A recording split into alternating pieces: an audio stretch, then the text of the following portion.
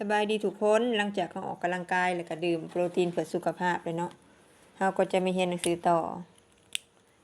เราจะมาต่อคลิปก่อนเนาะก็คือ how to use each or every เนาะเราจะมาต่อวิธีการแต่งประโยคมันเนาะ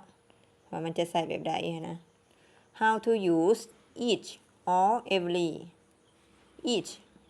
แปลว่าแต่ละเนาะหรือว่าทุกๆevery ก็แปลว่าทุกๆคือกันเนาะมีความหมายคล้ายๆกันนะ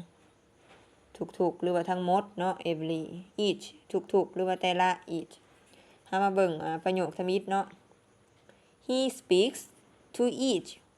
of the student He speaks to each of the student แปลว่าลาวเนาะลาวหรือว่าเขาเว้าเนาะ He speaksให้บอกคันมันไปกับบุรุษที่3จำนวนหน่อยเนาะ he จำนวนหน่อยลาวผู้ชายผู้เดียวนี่นะเฮาจะเติม s ใส่ทางหลังคำนามเนาะเฮาจะได้ he speaks to each of the student แปลว่าลาวหรือว่าเขาเนาะเขาเว้ากับนักเรียนเนาะเขาเว้ากับนักเรียนทุกๆคนเนาะ each of student หมายถึงว่านักเรียนแต่ละคนนักเรียนทุกๆคนนะ he speaks to each of the student ลาวหรือว่าเขาเว้าเนาะ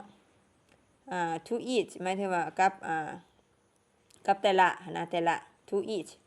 กับแต่ละคนแต่ละนักเรียนนี่นะนักเรียนทุกๆคนนี่นะ each of student เนาะแต่ละคนของนักเรียนนี่นะแต่ละนักเรียนนี่เนาะนักเรียนแต่ละคนนี่แหละเขาเว้ากับนักเรียนทุกคนตัวนี้มาเบิ่งตัวอย่างที่2เนาะthere is a plane every day there is a plane every day เนาะตัวนี้เฮาอ่านได้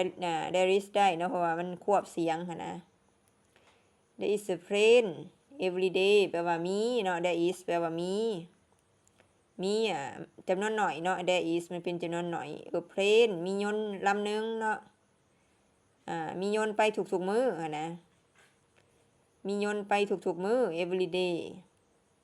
มียนต์ลำหนึ่งไปทุกๆมื้อเนาะมียนต์ไปทุกๆมื้อ There is a plane every day มียนต์ไปทุกๆมื้อมาเบิ่งข้อที่3บัดนี้ The bus leaves 6 hour The bus leaves 6 hour The bus leaves 6 hour แปลว่ารถเมล์เนาะรถเมล์ออกทุกชั่วโมงนี่เด้